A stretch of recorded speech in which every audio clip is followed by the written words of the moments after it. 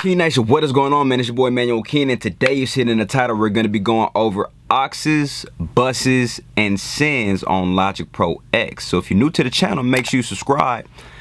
Hit that like button, because we a movement, boy. Let's get it. I had some people tell me that I kind of rushed through the intro, so maybe I'm saying it way too fast.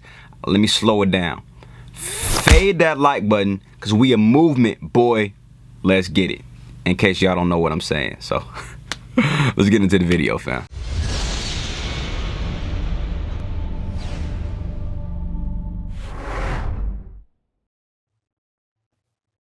All right. We're now recording in 3, 2, 1. All right, Key Nation. So if you can divert your attention over to the screen, you can see that I have audio 3, the channel strip highlighted here. And this is what we're going to be going over in terms of auxes, buses, sends, or what have you. So let me go ahead and give you guys a definition of what we're getting ready to do. We're going to be creating a bus track, right? An effect bus. And what an effect bus is the summing of multiple signals based off of your previous track, right? The summing of multiple effects based off of your previous effect. So what we have here is the lead, right? And I'll go ahead and play it for you guys real fast. Oh, hold on. Looks like you've been busy, won't you come and take a load off? Fresh up out the shower, won't you let me take that robe off? Smoke an eighth and down half of some rock and then we doze off. She let me in and barely numb, guess that didn't take long. Okay, so that is a song. It's called Faded. I haven't even released it, but I figured this would be a good example to use so that you guys know what I'm talking about. All right, so we are going to be creating this because, you know, I want to show you guys that this can be used for multiple different occasions, right? One occasion you can use buses for, and what you should use buses for, is to control the amount of CPU you get whenever you're creating your track, right? Or whenever you're creating your project.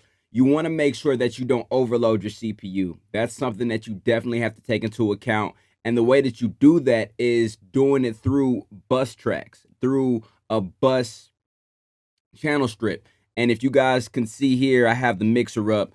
I have buses already that's already up for this session, but we're gonna go ahead and show you guys how I'm using these specifically, right? The reason why it conserves CPU is because, say for instance, you have a compressor, right? Or a compression that's on audio 2, right? That's on this track right here. You have a compressor on here, you have a compressor on here, you have a compressor on here. The more compressors that you use, or the more effects that you use for each individual channel strip, will then start to overload your CPU. If I can maybe show you guys up here where your CPU might be, right here. So this is your CPU, right? And the more plugins that's going to be used that's taking up all of these channel strips, the more your CPU will start to overload, and it's going to be harder for you to work because your cursor will start to slow. Once you start to put plugins on there, you're going to see the little, what you call it, the multi-circle of death. If you're working off an iMac, you'll start to see that colorful circle of death for a very, very long time, and that's just something that you don't want, okay? So in order to avoid that, we're going to be using a bus track, right? And sending these effects to the bus so that we don't have to worry about a CPU overload, right? So without further ado, let's go ahead and get right into it. Like I said before, we have this specific lead highlighted, and I am going to start right now, right? So let's go ahead and get into it. There's multiple ways that you can do this, okay? So the way that I want to show you guys, and this is kind of what I love Logic for, because it's very, very user friendly. If you want to create a bus track specifically for, you know, this channel strip that I have right here, we'll just go to our output, right? Highlight it and choose what's being used. Now, like I said before, we've already have, you know, this is a previous session that's already being used. But for instance, since all of these are already being used, let's go bus 5, right? So what this is going to do is going to create, it's already created another bus. If you divert your attention to right here, this is bus 5. So that means a compressor, an EQ, a de-esser, whatever you want to use, that means that all of those effects are going to be used for this specific channel strip right here, right? That's what this bus 5 is for. How you're able to conserve CPU is that, say for instance, we want to use this track, right? Audio 4. Say for instance, we want to do the exact same effects for this one, and we want to use it for audio 4. We would do the exact same thing. We'd come down here to the mixer, select it, and go to bus 5. Now that exact same compression is going to be used from for audio 3, and we're going to use that for audio 4 as well. So you see what I'm saying? You see where I'm getting at? That's the benefit of using bus tracks. So let's go ahead and get into it. Okay, so let's play it. Looks like you've been busy, won't you come and take a load off? All right, so what we'll do is we'll go down here and let's just choose the compression, the TubeTech CL1B. All right, we'll go ahead and use it. Let's see. Looks like you've been busy, won't you come and take a load off? Fresh up out the shower, won't you let me take that robe off? Smoke an eighth and down that for some rock, and then we doze off. She let me in a bed. So that's literally, it's literally as easy as that. All you have to do is scroll down to your output and then just elect your output and elect what bus you'd like this to go out of. And then it'll go to this bus into your stereo master, and boom, that's literally the effect. It's literally just that simple. Now, another way that you can do this is you can go up here to your viewfinder in your mixing window, right? You can go to your viewfinder and then you can create a new auxiliary channel strip. So you can do that as well. It's the exact same thing as a bus, only you're creating another channel strip for it, and you can then you then have to do your routing with this, right? So if you have audio 3, right, for instance, and we want this to go to this auxiliary strip, what we would do is the exact same thing. We would elect it, choose maybe bus 6, right? And then choose for the output. Like I said, we want to make sure that we have this input, right? For the audio signal, we want to make sure that it goes out to what we've just created, which is a new auxiliary strip, which is bus 6. So what we'll do is we'll choose this, use bus 6, and for instance, let's just throw this exact same plugin on here. The only thing that's different from creating a bus and the auxiliary track is that the effect, you see this effect right here, it's at negative infinity, right? So we would have to bring it up so that we hear the actual signal going through, right? Looks like you've been busy, won't you come and take a load off? Fresh up out the shower, won't you let me take that robe off?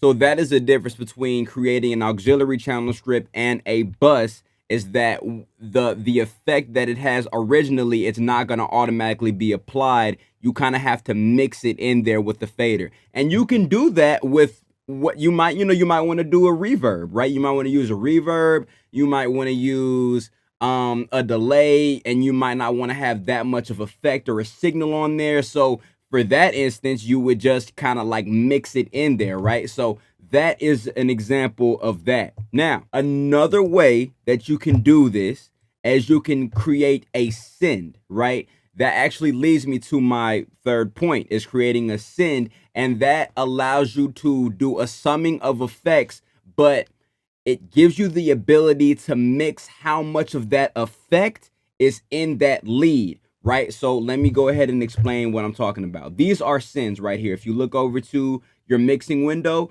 these are sends. So what you would do is you would elect, let's say we want to throw a reverb on here, right? Let's throw a reverb on here. Now we want to throw a reverb on something that it's not being used for. So we have this bus 7 that hasn't been used yet.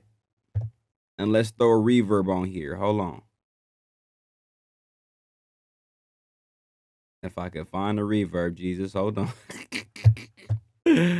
All right. Stereo, boom. So what's really, really dope about this is that you'll have the opportunity to mix the signal in with your actual lead. So let's play it.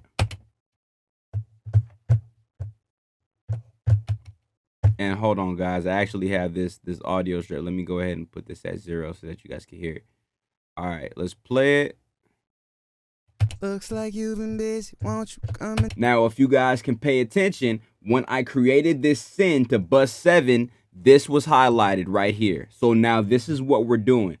Keep in mind, we're still going out to this bus 6 right here because we've created this channel strip. We're still going here. The compression is still being applied, but now we're trying to determine how much of a specific effect we want to be mixed in to the lead, which is why we've created this send right here. So now let me go ahead and up the volume here so that you guys can hear the effect that's happening on this channel script. Looks like you've been busy, won't you come and take a load off? Fresh about the shower, won't you let me take that robe off? Smoke an eighth and down that for some rock, and then we doze off. She let me in a belly numb, guess that didn't take long.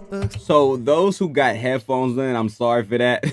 But that's exactly what you would want to do if you want to mix in a specific signal, right? Or even if you wanted to throw a delay on there and you didn't want that much delay, you can do that exact same thing as well. Granted, you do have specific functionalities that's ingratiated within, you know, these plugins to determine how much of that you want. But, you know, it's really your preference, what you want to do. If you want to, you know, have this like you've been busy, won't you come and take a load and maybe bring up the shower, won't you feel me, bring up the effect here and then bring down the wet signal. Busy, won't you come and take a load off? Fresh about the shower, won't you let me take that robe off? Smoke an eighth and down that for some rock. So it's really up to you what you guys want to do. You know what I'm saying? It's like I said, it's preference. It all depends on how you looking at it. You know what I'm saying? So that is a quick tutorial. I know this. Well, I think less is more. You feel me? I don't got to sit here and really go in depth. You know, I literally showed you guys exactly how to use buses, auxes, and sends, man. So if you guys got anything else you want me to go over, please comment down below. If you guys enjoy these tutorials, let me know. Drop it down in the comment section. I love looking at you guys' comments, giving you guys my knowledge, so that, you know, whenever I learn things, I want you guys to know as well, and I want you guys to become better engineers because we all trying to grow in this thing. You know what I'm saying? So thank you guys so much. I'm gonna see y'all in the next video. Gang.